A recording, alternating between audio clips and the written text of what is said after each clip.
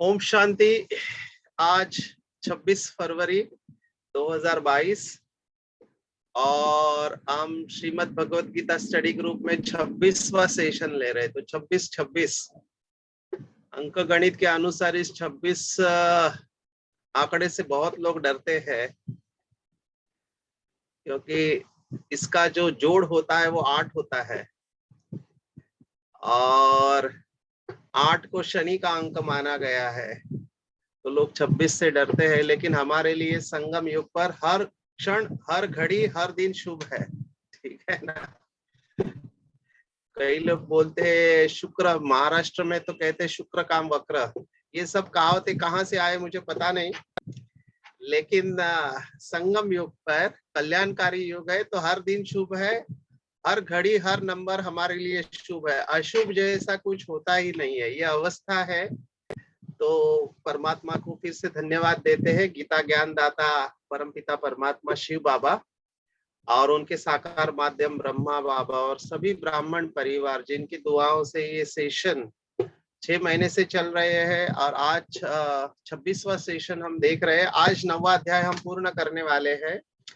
9वां अध्याय बाबा के ज्ञान के अनुसार राजयोग का अध्याय है और इसमें गुह्य राज छिपे हुए हैं। बहुत सारे इंपॉर्टेंट श्लोक इसमें आए हुए हैं, जिसमें भक्ति मार्ग के ऊपर, भक्ति मार्ग में जिसके ऊपर बहुत सारे घंटों तक लोग प्रवचन देते रहते हैं। और हमने पिछले बार मोस्ट ऑफ द सेशंस पूर्ण किए हुए हैं। मोस्ट ऑफ द श्लोक पिछले सेशन में पूर्ण किए हुए हैं। अभी हम आगे जाएंगे। किसी को याद है पिछली बार हम कहाँ पर रुके? किसी ने होमवर्क किया है कि नहीं? लौकिक में टीचर होमवर्क पूछते हैं, यहाँ पर तो ऐसे कोई बात नहीं है, लेकिन होमवर्क करके आते हैं। ऐसे भी कई बाबा के बच्चे जो सेशन के पहले फिर से सुनते हैं पिछला सेशन, क्योंकि यूट्यूब पे अवेलेबल होता है। यूट्यूब को भी दिल से धन्यवाद, जो इतना फ्री प्लेटफॉर्म हमको दिया है। इंटरनेट को धन्यवाद।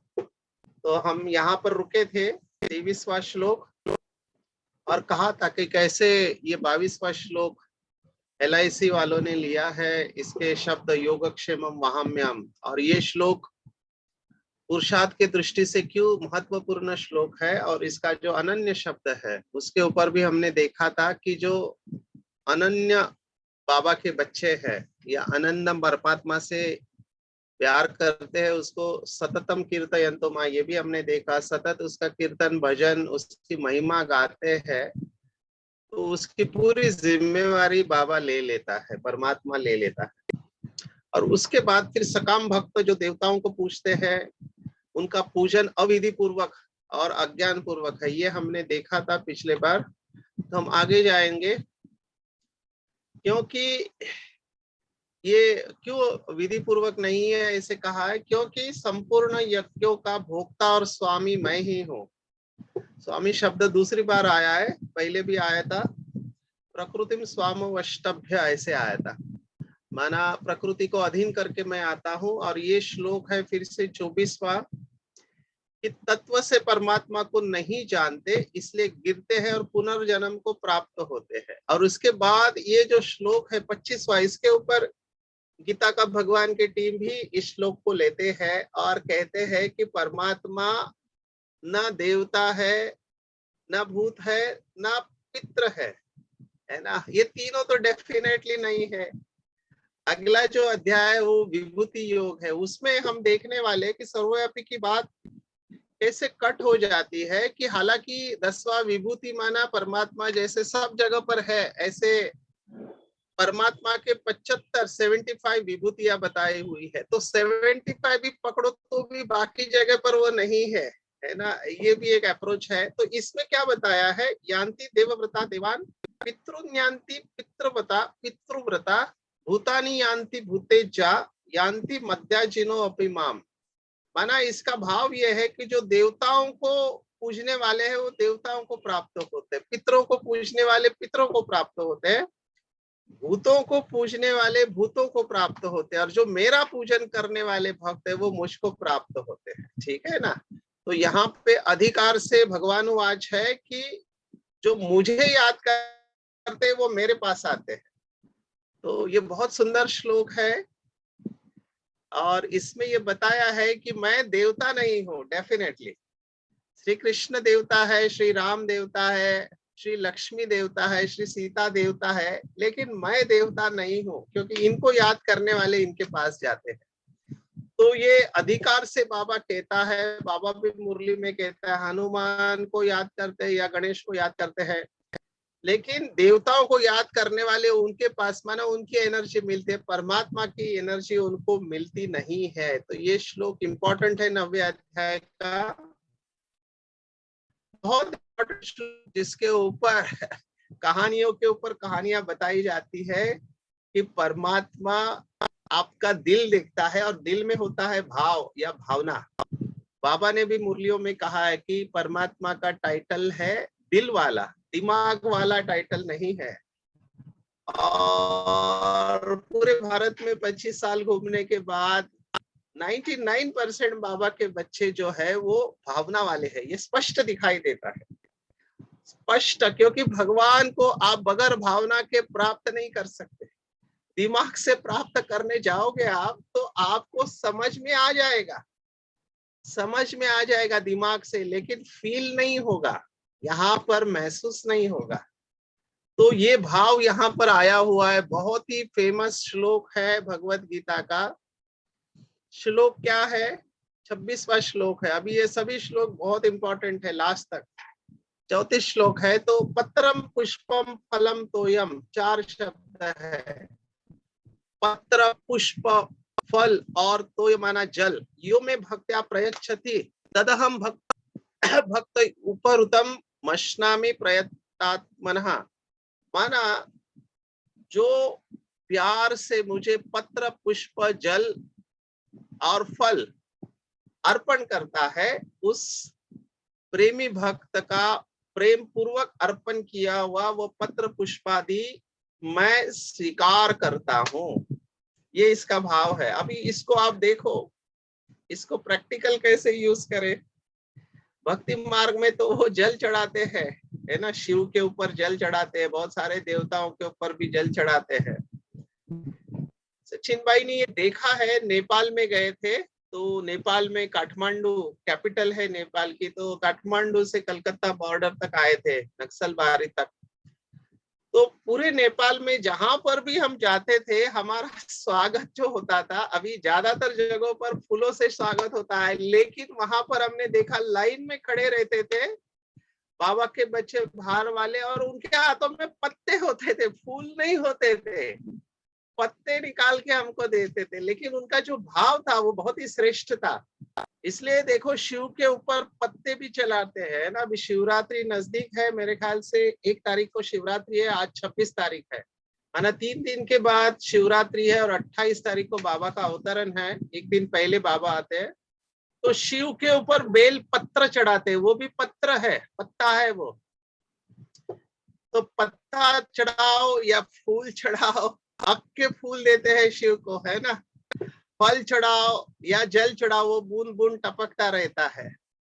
यही भाव होगा शायद जो भक्ति मार्ग में शिव के ऊपर ये चीजें चढ़ाते हैं। लेकिन इसका भाव आप समझना चाहिए कि आप हर चीज को शिव बाबा को अर्पण करना है, तभी हृदय शुद्ध होगा। बाबा ने एक मुरली में कहा था कि अगर, अंडरलाइन करना इस वाक्य को, अगर शिव बाबा की याद में ब्रह्मा भोजन बनाते हैं और खाते हैं तो हृदय शुद्ध हो जाता है।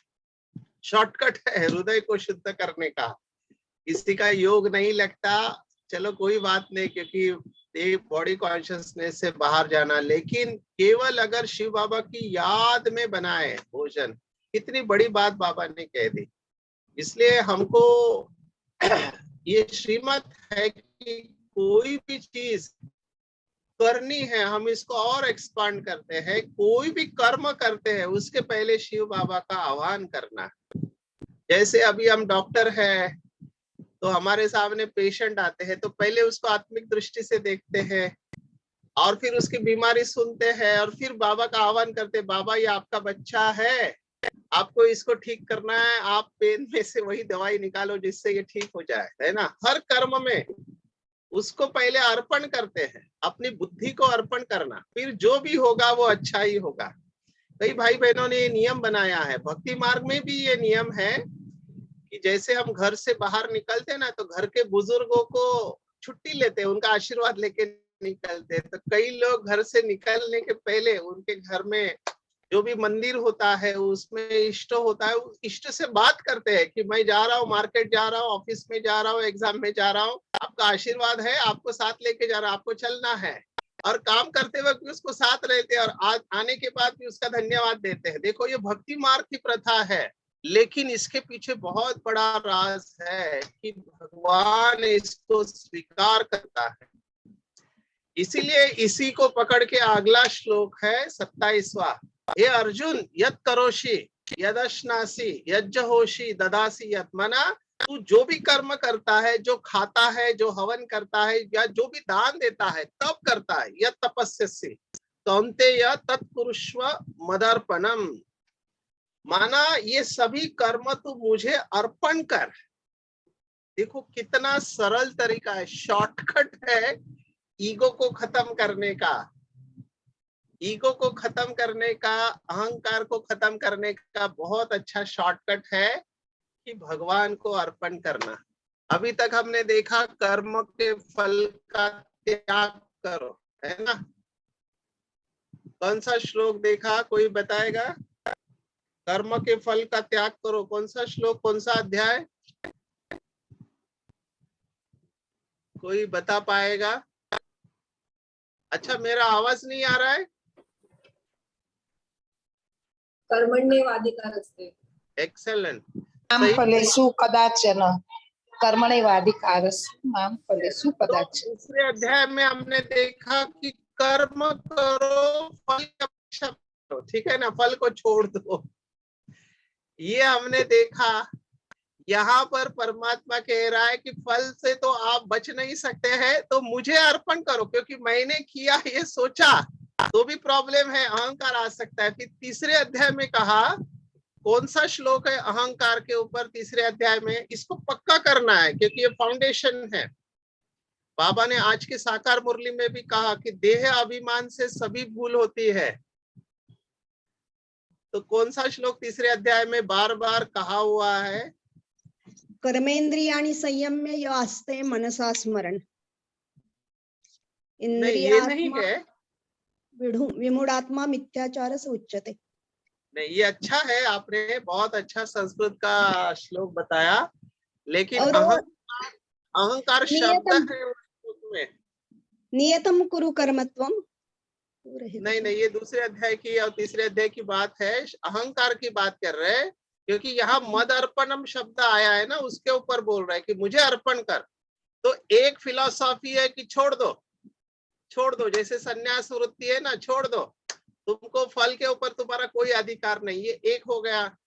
दूसरा कहता है कि मैंने किया, मैं क्यों छोड़ू, मैंने कर्म किया तो मुझे मिलना चाहिए, मैंने सेंटर खोला तो मेरा अधिकार है, मैंने सेवा की, मुझे अवार्ड मिलना चाहिए, मुझे पानी पूछना चाहिए, मैंने इतने लोगों को बाबा का परिचय दिया, मैंने इतनी अच्छी मुरली चलाई, मेरे अंदर ये विशेषता है। तो ये जो मैं है, इसके ऊपर तीसरे अध्याय में श्लोक आता है, अहंकार विमूढ़ात्मा कर्ता हमिति मन्यते। ये श्लोक है कि मैं कर रहा हूँ, यही तो प्रॉब्लम है कि आप कर रहे हैं, इसलिए हद में है।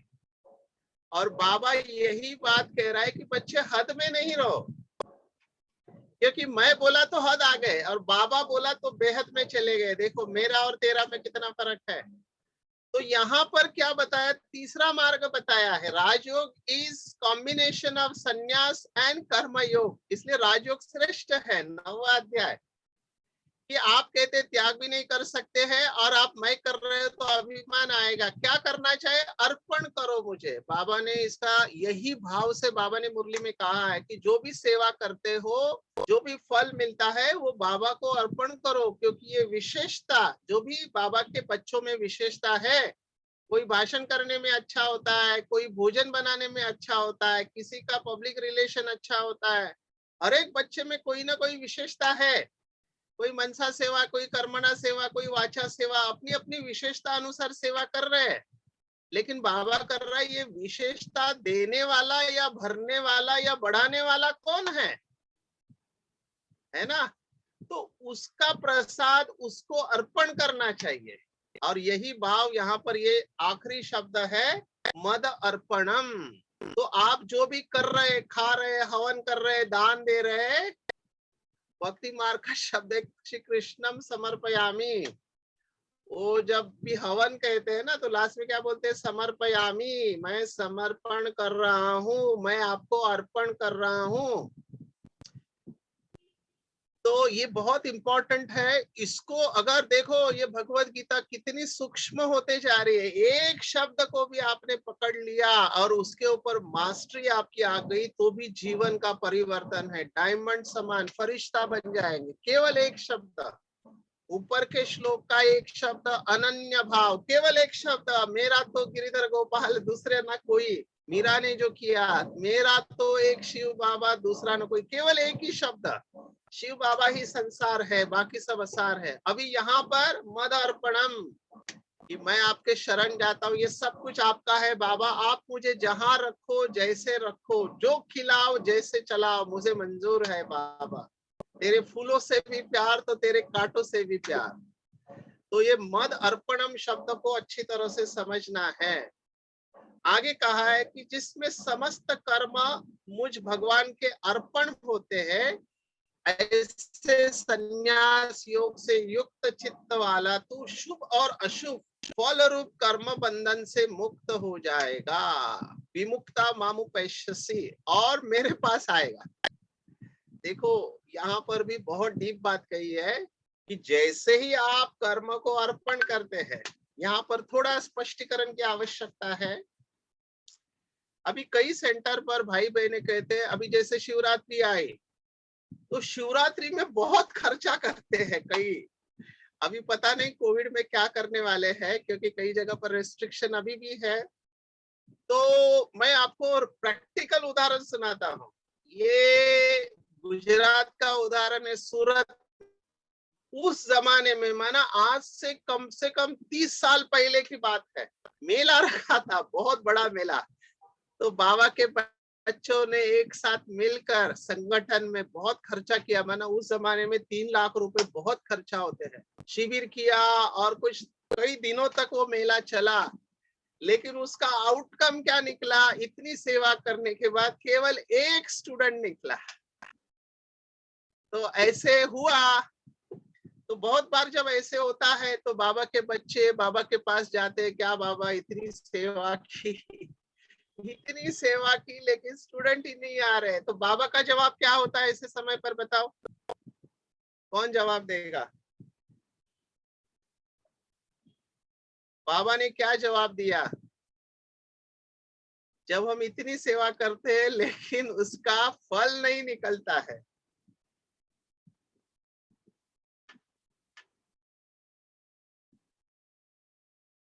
मेरा आवाज आ रहा है?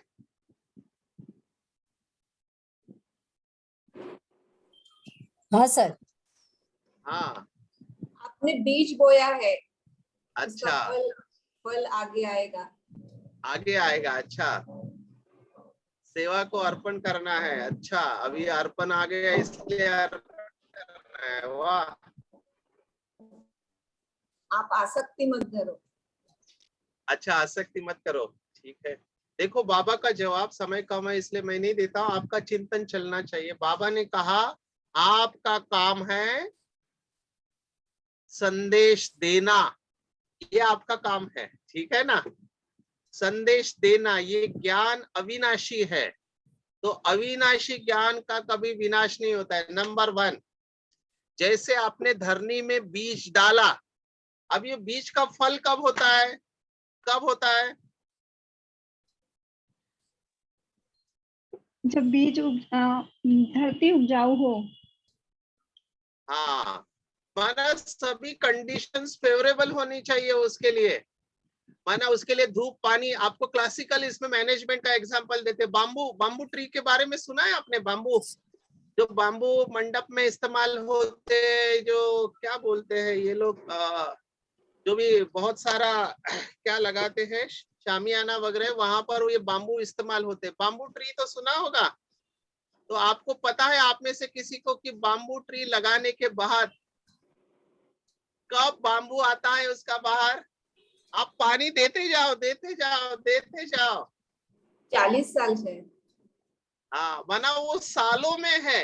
एग्जैक्ट फिगर मुझे नहीं याद, लेकिन वो सालों में है, कुछ नहीं आता है बाहर। आपने बीज डाल दिया और आप निराश हो गए तो कुछ नहीं, फिर 6 महीने में सडनली वो ऑफशूट आता है। माना बाम्बू से वो लकड़ी निकलती है। तो बहुत सालों तक बाम्बू का बीज डालने के बाद कुछ नहीं आता, इसका मतलब वो गया नहीं है, वो अंदर ही अंदर काम कर रहा होता है। ठीक है ना? तो निराश नहीं होना चाहिए। जैसे बाबा के कई बच्चे निराश हो जाते हैं, मुझे फोन आते हैं, इतने साल हो गए ज्ञान में है, लेकिन अभी तक अमृत वेला नहीं होता है, अभी तक क्रोध नहीं गया है, अभी तक मोह नहीं गया, अटैचमेंट है या जो भी है, लोभ है, बाकी कोई विकार है, ईर्ष्या है। तो निराश नहीं होना है, काम चालू है। मैनेजमेंट का फेमस कोटेशन है, जो आप हथौड़ा मार के तोड़ते हैं ना लकड़ी को, बहुत बार मारते हैं तो उनको लगता है कि आखिरी घाव ने तोड़ा, आखिरी घाव से नहीं टूटता है। वो लंबे समय तक आप जो घाव मार रहे हैं वो आखिरी घाव ने तोड़ दिया, लेकिन पहले घाव भी इम्पोर्टेंट है। ऐसे ही पुराने संस्कार परिवर्तन होने में टाइम लगता है। अभी वो सूरत की आपको स्टोरी इंटरेस्टिंग सुनाते हैं। वो एक बहन ज्ञान में निकली है ना, एक बहन ज्ञान में निकली, और जब वो आई कोर्स करके सेंटर पर, तो सभी ने कहा देखो तुम्हारे अकेले के लिए हमको इतना खर्चा करना पड़ा, तुम्हारे अकेले के लिए हमको इतना खर्चा करना पड़ा, अभी तुमको रिटर्न देना पड़ेगा। और उस आत्मा ने वो करके दिखाया। आज वो 15 सेंटर के इंचार्ज है ना। ये वंडरफुल स्टोरी है। ये आत्मा है वलसाड़ में इंचार्ज। तो ये भी कमाल है, हमको नहीं पता कि आगे ड्रामा में क्या होने वाला है। तो ऐसे शुभ और अशुभ फल, यहाँ पे 2 शब्द इस्तेमाल कर रहे हैं। कई बार हमारे कर्म, इंटेंशन सब कुछ अच्छा होता है, लेकिन फल जैसे चाहिए वैसे नहीं आता है। निराश हो जाते हैं कि मैंने तो सोचा कुछ था, हुआ कुछ और, मिला कुछ और, सोचा था कुछ, मिला कुछ, हुआ कुछ और किया कुछ।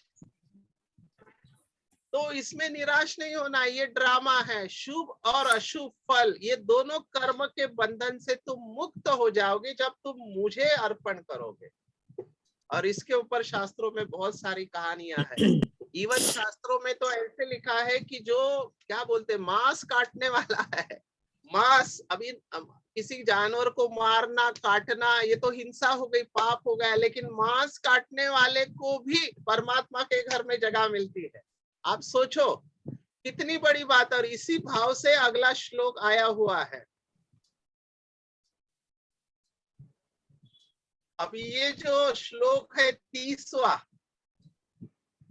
और 29वां श्लोक, दोनों हम एक साथ लेंगे। 29वां देखते हैं। समहम सर्वभूतेषु न मे द्वेषो, माना मेरा कोई भी अप्रिय है ना प्रिय है, लेकिन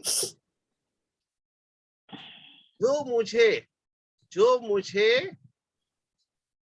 प्यार से याद करते हैं उनके सामने मैं प्रत्यक्ष रहता हूँ। अब ये सोचना जैसी बात है। दादी जानकी हमारी कहती थी, मैं मम्मा और बाबा को कंधे पर बिठाती हूँ जहां पर भी जाती हूँ। कितनी बड़ी बात है, क्योंकि बाबा को बच्चा बना लिया है ना, माँ बाप है। तो जैसे श्रावण ने, वो क्या बोलते हैं मराठी में, कावड़ बोलते हैं, वो लेके गया अपने माता पिता को, है ना, कावरिया बोलते हैं उधर यूपी के तरफ। तो उसने माता पिता को वो 2 तराजू में ऐसे बिठा के उसको यात्रा कराई। तो दादी जानकी कहती थी कि एक कंधे पर मम्मा और एक कंधे पर बाबा को बिठा के हर प्रोग्राम में मैं जाती हूँ। तो माँ बाप दोनों का आशीर्वाद मेरे साथ है। कितना अच्छा विजन है ना।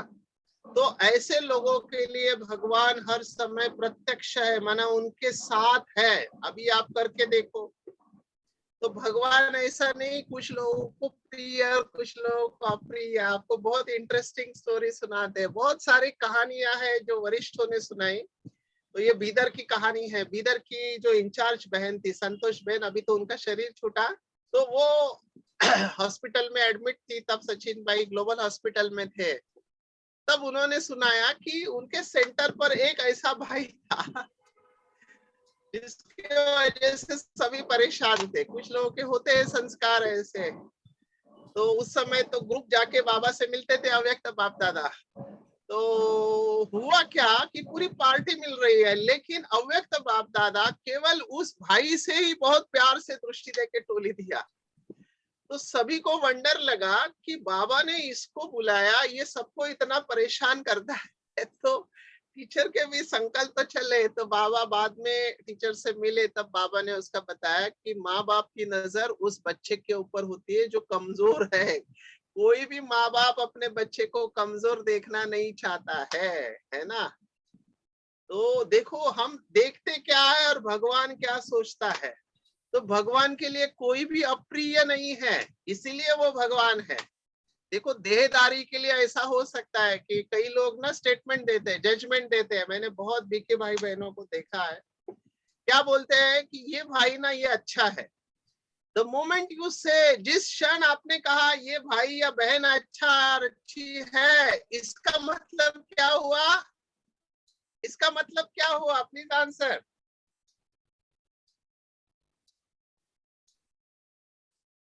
क्या हुआ इसका मतलब? जब आप किसी को जजमेंट देते हैं कि ये भाई या बहन अच्छा है या अच्छी है, इसका मतलब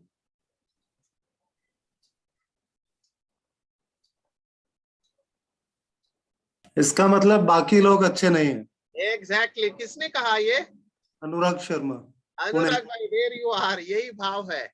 मैं आपको प्रैक्टिकल सुनाता हूँ ये कैसे डिस्टर्ब करता है आपको, क्योंकि आप उस समय उस व्यक्ति को एक्सेप्ट कर रहे हैं, बाकी को रिजेक्ट कर रहे हैं। जैसे भारत में कहते हैं हिंदू मुस्लिम भाई भाई, जैसे आपने हिंदू मुस्लिम भाई भाई कहा, आपने बाकी लोगों को डिस्टर्ब कर दिया, नाराज कर दिया। क्या हिंदू सिख भाई भाई नहीं है? हिंदू क्रिश्चियन भाई भाई नहीं है? हिंदू पारसी भाई भाई नहीं है? नासिक में प्रोग्राम था सचिन भाई का, वो 100 ईयर्स से चल रहा है प्रवचन माला। तो वहां पर लेक्चर था, तो गाड़ी से कार से जा रहे थे। तो नासिक की कार थी, मैं साइड में बैठा था ड्राइवर के। तो ड्राइवर बाबा का बच्चा है, वो कह रहा था कि देखो सचिन में आगे वो 2 व्हीलर जा रहा है, अभी बहुत 2 व्हीलर जा रहे हैं। तो भाई मुझे कह रहा है वो नहीं, वो 2 व्हीलर जो है उस पे जो बैठा है ना वो हमारा भाई है। तो मुझे बहुत हंसने को आया। मैंने कहा उसके बाजू में जो 2 व्हीलर जा रहे हैं उसके ऊपर बैठे हुए अपने भाई नहीं है क्या? आप समझ रहे कैसा हम डिस्क्रिमिनेट करते हैं। लेकिन यहाँ पर ये बात कैटेगोरिकली आ रही है कि भगवान को कोई भी अप्रिय नहीं है, ना ही प्रिय है। ना प्रिय है ना प्रिय है, ये दोनों शब्द इंपॉर्टेंट है। हालांकि बाबा कहता है कि मेरा हर बच्चे से प्यार है, और यहाँ पर बाबा बोलता है कि जैसे आप डायरेक्ट ईश्वरीय संतान हो, लेकिन भक्तों को भी बाबा उतनी ही मदद करता है।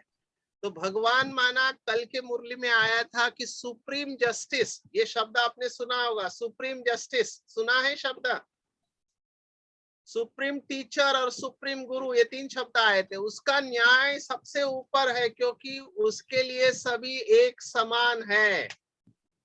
वो बोलता जरूर है कि मैं अपने बच्चों से मिलने आता हूँ, लेकिन उसका प्यार भक्तों के लिए और दूसरी आत्माओं के लिए भी कम नहीं है। तो ये है बाप समान अवस्था। हमको भी अगर बाप समान बनना है तो इस एटीट्यूड को अपने अंदर लाना है। बाबा के लिए कोई भी अप्रिय नहीं है, न प्रिय है। अभी क्या है बताया है बाबा ने, देखो ये अगला श्लोक बहुत शक्ति देने वाला है उन आत्माओं के लिए जो निराश हो चुके हैं, पुरुषार्थ करते करते थक गए हैं, या जिनके अंदर बहुत सारे निगेटिव कारण है, के लिए ये श्लोक शक्ति देने वाला है।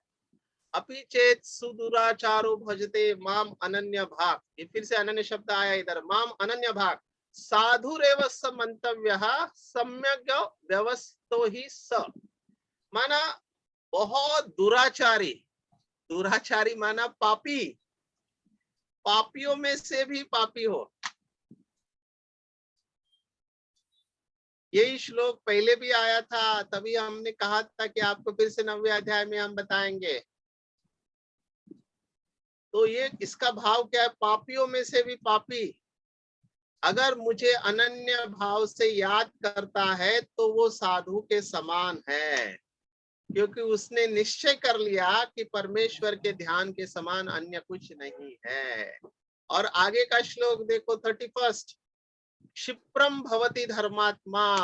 क्षिप्र माना तुरंत या शीघ्र, शीघ्र धर्मात्मा हो जाता है, टाइम नहीं लगता है। केवल भाव कौन सा होना चाहिए? अनन्य भाव और निश्चय। कहानी सुनाते हैं, आपने सुना होगा, कौन सा है जो जंगल में डाकू था जिसका परिवर्तन हुआ? ऐसी कौन सी कहानी वाल्मीकि जी, शास्त्रों में आती है? वाल्मीकि जी रामायण में, कौन सी? रामायण में। अच्छा, वाल्मीकि ऋषि। और किसकी कहानी आती है बुद्ध के साथ? चंबल का डाकू। चंबल, चंबल उस समय था कि नहीं पता नहीं मुझे। वो अंगुलीमाल चंबल था। का शासन तो अभी है। अंगुलीमाल, ठीक बताया। मैं शास्त्रों की बात बता रहा था, अभी का नहीं, शास्त्रों की बात है। अंगुलीमाल, तो अंगुलीमाल ये पहले ब्राह्मण था, लेकिन वो कुछ हो गया ड्रामा प्लान अनुसार, तो उसको गुस्सा आया और उसको उसके गुरु ने बोला कि मुझे अंगुली की माला चाहिए 108। तो सबको मारता था, उसकी उंगली काटता था, उसको एक ही चाहिए थी। तो ऐसे बुद्ध के चरित्र में आता है कि बुद्ध उस वन में आता है तो लोग बताते हैं आप उधर मत जाओ, अंगुली माँ नाम का डाकू है, वो सबको मारता है और उसकी अंगुली की माला पहनता है। तो उसके पास जाते हैं तो बुद्ध कहता है कि तो फिर मुझे जरूर जाना पड़ेगा, और वो जाता है। तब बुद्ध उसका परिवर्तन करता है।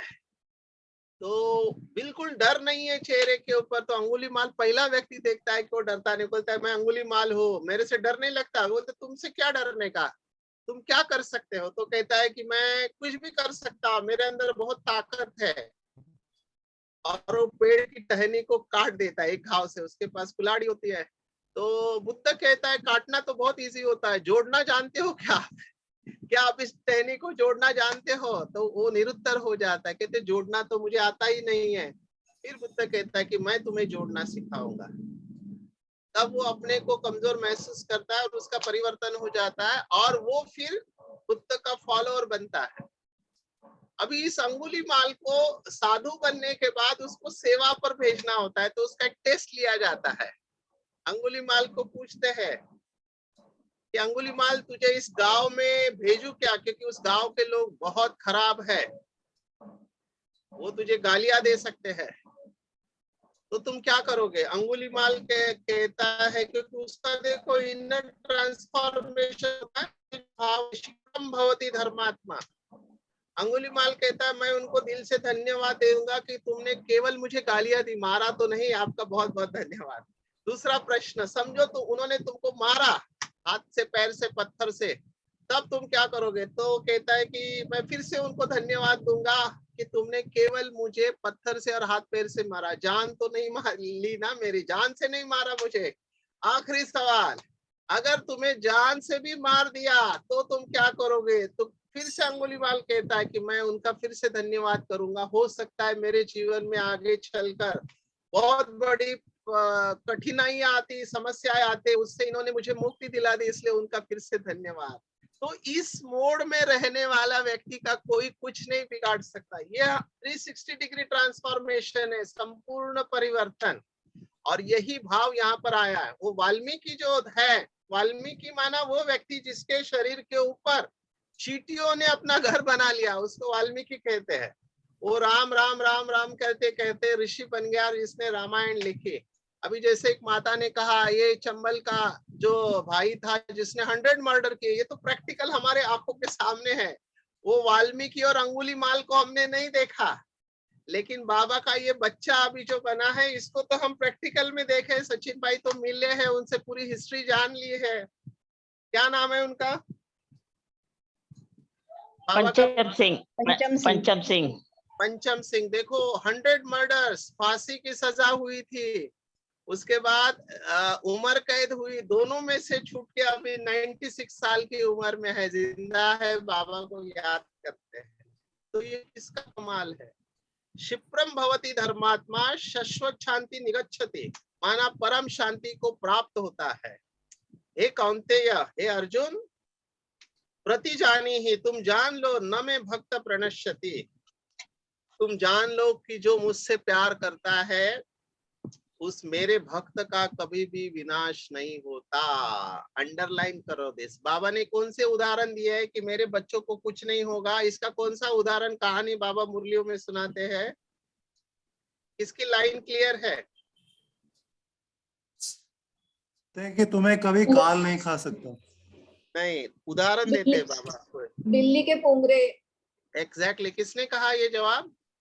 अंजलि बहन ने। अंजलि बहन, वेरी गुड। बिल्ली के बच्चे, जैसे चारों तरफ आग लगी है, बिल्ली के बच्चे अंदर सुरक्षित रहते हैं, है ना? तो ये परमात्मा का वायदा है।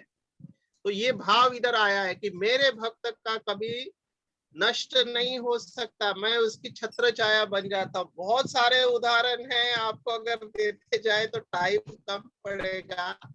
टाइम मिला तो पंजाब, जब पंजाब के ऊपर टेररिस्ट पंजाब में थे या आसाम में बोडो टेररिस्ट है, आप वहां के बहनों का अनुभव सुनो। जब टेररिस्ट आ जाते थे, बहनें बिल्कुल सुखरूप निश्चिंत। या भोपाल गैस ट्रेजेडी हुआ, उसमें देखो बीच में है सेंटर, लेकिन बहनें बेहोश हो गई, शरीर नहीं छूटा। ये बहुत वंडरफुल है कि बाबा के निश्चय बुद्धि बच्चों के ऊपर आंच नहीं आती है। ओके, ये थोड़ा श्लोक सचिन भाई को अच्छा नहीं लगता, वैसे अच्छा लगने जैसा नहीं है। लिखा है शास्त्र, पुरुषों ने लिखे हैं ना, पुरुष प्रधान संस्कृति है। तो इसमें क्या बताया है? ये 32वां श्लोक है। इसमें बताया है, अर्जुन, हे पार्थ, पृथा पुत्र पार्थ, स्त्री, वैश्य, शूद्र और पाप योनि चांडाल, ये चारों को एक लाइन में रखा है। वैश्य, शूद्र, स्त्री और चांडाल, ये भी अगर मेरे शरण आते हैं तो वो परम गति को प्राप्त होते हैं। अभी चांडाल हम समझ सकते हैं, शूद्र, वैश्य, ये शब्द, इस शब्द के ऊपर ही ऑब्जेक्शन लोग लेते हैं क्योंकि स्त्री को इस कैटेगरी में डाल दिया है। भगवान आज अगर आप बाबा की मुरली सुनते हो तो बाबा ने कहा पूरे कल्प में माताओं बहनों को सेकंड स्टेटस है। इवन सतयुग में भी सेकंड स्टेटस है, नॉट फर्स्ट स्टेटस। हालांकि नारायण के साथ लक्ष्मी बैठती है, लेकिन पहला नारायण है। भक्ति मार्ग में लक्ष्मी नारायण बोलते हैं या सीताराम बोलते हैं, लेकिन वहां पर भी पुरुष प्रधान है, वहां से चालू होता है। केवल ये एक जन्म है जो बाबा माताओं को आगे रखता है। तो जब ये शास्त्र लिखे गए उस समय भी देखो, इस श्लोक का भाव ये है कि स्त्री, वैश्य, शूद्र और चांडाल कोई भी हो, वो मेरे शरण आते हैं। इसका ये भाव क्यों है? क्योंकि अगला श्लोक आप समझेंगे तो इस श्लोक का आपको इंपॉर्टेंस पता चलेगा कि भाव क्यों ये बताया। अगला श्लोक कहता है कि अगर ये लोग मेरे शरण में आकर परम गति को प्राप्त कर सकते, फिर ब्राह्मण, राजर्षि, इनका क्या कहना? ये तो आने ही है, माना ये इनसे श्रेष्ठ है। पुण्यशील ब्राह्मण, राजर्षि, भक्त मेरे शरण होकर परम गति को प्राप्त होते हैं। इसलिए तू सुख रहित क्षण भंगुर इस मनुष्य शरीर को प्राप्त होकर निरंतर मेरा भजन करे। भजन कर माना याद कर। और ये वो श्लोक है जिसको बाबा मुरली में महामंत्र कहता है। ये आखिरी श्लोक है 90 अध्याय का। मन मना भव मद्भक्तो मध्याजीमा नमस्करो मामे वैश्यसी युक्तेव आत्मानाम मत परायण। ये 9वां अध्याय।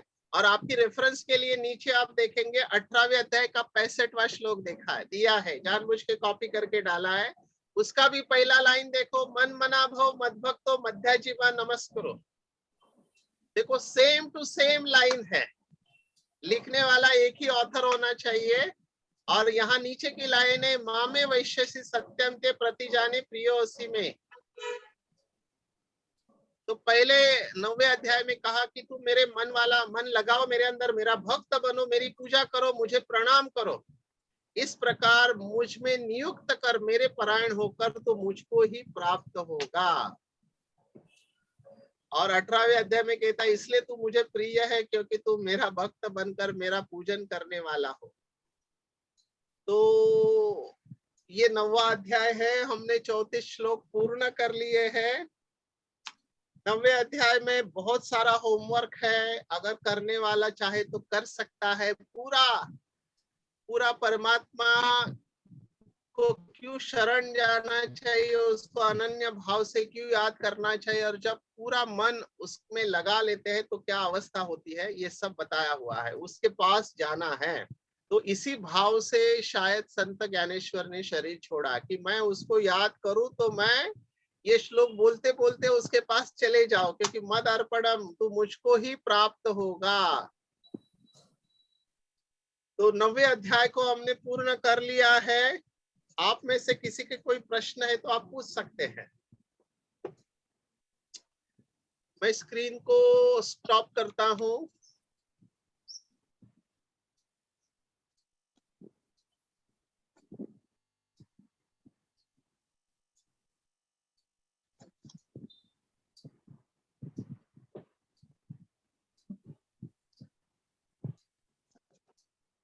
किसी को कोई प्रश्न है तो पूछ सकते हैं, अदरवाइज विल स्टॉप हियर। स्त्री को कम क्यों माना गया है? आप ही अच्छी तरह से बता सकते हैं, हम क्या बताएं, हम भी पुरुष शरीर में है अभी। स्त्री को कम मानने के बहुत सारे कारण है ना, उसके पीछे भी कोई राज है। आपने अगर और एक बात नोटिस की है तो कोई भी धर्मस्थापक स्त्री नहीं बनाया अभी तक, जितने भी धर्मस्थापक है सभी पुरुष है। ये भी एक नोटिस करने जैसी बात है। इब्राहिम पुरुष है, क्राइस्ट पुरुष है, बुद्ध पुरुष है, महावीर पुरुष है, और क्या ये शंकराचार्य पुरुष है, और मोहम्मद पैगंबर, ये सब पुरुष है। स्त्री कोई धर्मस्थापक नहीं बनी है। देखो, स्त्री को नेचर ने ऐसा बनाया है द्वापर युग के बाद में कि वो अकेली नहीं रह सकती, ठीक है ना, उसके लिए थ्रेट है अकेला रहना, है ना। वो जंगल में नहीं जा सकती, उसके साथ अत्याचार हो सकता है, ठीक है ना। तो स्त्री को पैसिव रखा हुआ है नेचर के हिसाब से, वो पैसिव रिसीवर है, देने वाला पुरुष है। स्त्री स्वीकार करती है पुरुष से और फिर उसको डबल करके देती है। तो ये नेचर की विशेषता रही है और उसको भोग वस्तु माना हुआ है। और लोगों को लगा कि जो भी पतन होता है राजाओं का वगैरह, वो स्त्री के वजह से हुआ है ना।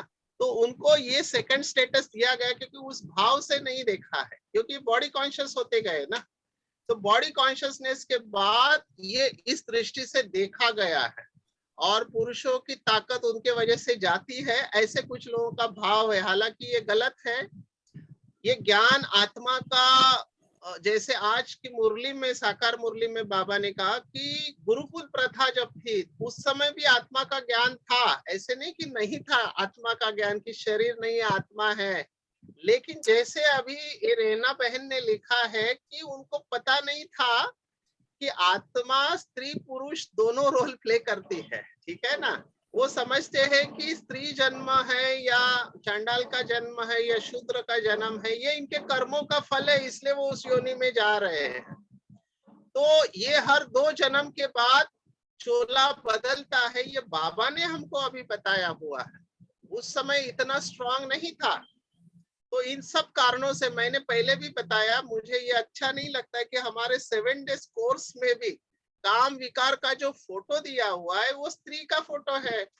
उस समय पुरुष का फोटो नहीं दिखाया। माना ये भी आप एक्सेप्ट कर रहे हो कि काम विकार माना स्त्री, इक्वेशन है ना, आप ये दिखा रहे हो। भले कलयुग का अंतिम समय है लेकिन ये भी ठीक नहीं है ना। विकार तो दोनों में होते हैं, पुरुषों में भी होते हैं। इनफैक्ट पुरुषों में काम विकार ज्यादा होता है। स्त्री तो प्यार देती है, she is a symbol of love, लेकिन ये मान्यता चली आ रही है। तो इसके पीछे बहुत सारे राज है, आप उसके ऊपर चिंतन कर सकते हैं, लेकिन हमको इससे अभी परे जाना है। बाबा ने हमको प्योर नॉलेज दिया, इसलिए माताओं बहनों को तो खुश होना चाहिए कि भगवान हमारे लिए आया है। आधा कल्प तक तो हमको किसी ने पूछा नहीं, लेकिन अभी भगवान ने हमको आगे रखा है, तो भाइयों को भी थोड़ा समझदार बन के चलना चाहिए और माताओं बहनों को आगे रखना चाहिए, रेस्पेक्ट रिगार्ड देना चाहिए। लेकिन पुरुषों ने और एक कुछ अच्छी बात की है कि जैसे घर में तिजोरी की चाबी स्त्री के पास होती है, अभी पता नहीं किसके पास होती है, आजकल तो डिजिटल लॉकर आ गए हैं, पासवर्ड प्रोटेक्टेड, लेकिन पुरुषों ने भले पुरुष प्रधान संस्कृति हो, तिजोरी की चाबी दे दी है माताओं बहनों को। अगर आपको ज्ञान चाहिए तो सरस्वती के पास, शक्ति चाहिए तो दुर्गा के पास, धन चाहिए तो लक्ष्मी के पास जाना ही पड़ता है। तो ये उनको दिया हुआ है, इसके पीछे भी बहुत बड़ा स्पष्टीकरण है। मेरे ख्याल से अभी 8 मार्च वुमेन्स डे है, वहां पर ये सब बातें बताई जाएगी विस्तार से। हम भगवत गीता से संबंधित कुछ बातें हैं तो आप पूछ सकते हैं। यस, और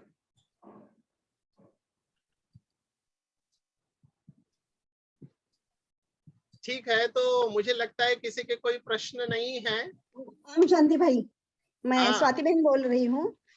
मुझे आज के अध्याय से नहीं, बाबा के मुरली से है कि जो सर्वव्यापी भी कहा है, और फिर भगवान को जो कच्चा मच्चा नृसिंह अवतार और वराह अवतार, तो ये प्राणियों में भगवान को डाल दिया है, तो उसके पीछे भक्ति मार्ग का क्या राज है। मैं जब छोटी थी तो मैं मेरी दादी से पूछती थी कि ये कैसे ऐसे हो सकता है, क्योंकि छोटेपन में एक कविता थी कि युल्या युल्याशा टिकल्या टिकल्यांचे देवाचे घर बाई उंचावरी। तो भगवान उसी समय देव मतलब भगवान ऊंचावरी है, तो उसको ऐसे क्यों डाला है। तो मेरी दादी बोलती थी कि आपको इतना चिकित्सक होने की कुछ जरूरत नहीं है। तो बड़ों का ये इसीलिए फेवरेट आंसर है, जब उनके पास जवाब नहीं होता है ना, तो वो कहते हैं कि हाँ। फालतू मत पूछ। ठीक है, तो इसके पीछे भी राज है। हम 10वें अध्याय में जाने वाले हैं, विभूति योग। तो इसमें आपके सवाल का जवाब मिल जाएगा, है ना। सर्पों में वासुकी हूँ, देवताओं में नागों में मैं अनंत हूँ, है ना, मेरू पर्वत हूँ, वगैरह वगैरह, ये सब भाव आने वाले हैं। सर्वव्यापी की बात 10वें अध्याय में विभूति है, 75 विभूति बताई हुई है। अक्षरों में अकार हूँ, ओंकार हूँ, वगैरह वगैरह, ये सब बातें आए हुए वेदों में। सामवेद हूँ, बहुत सुंदर है वो वर्णन, और उसके पीछे बहुत गहरा रहस्य है। जो बाबा कहता है वो बात ठीक है, लेकिन इन्होंने जिन्होंने ये सर्वव्यापी की बात इस 10वें अध्याय में कही हुई है, 42 श्लोक है। हम क्वेश्चन आंसर आपको भेजेंगे, तो आप उसको स्टडी करना। मेरे ख्याल से सभी संतुष्ट है, तो आप सबको फिर से बहुत बहुत धन्यवाद। और आज का सत्र हम यहाँ पर रोकते हैं, क्योंकि ड्यूटी पर जाना है। आप सबको शिवरात्रि की मुबारक हो इन एडवांस, और हम आज का सत्र यहाँ पर रोकते हैं। धन्यवाद। ओम शांति।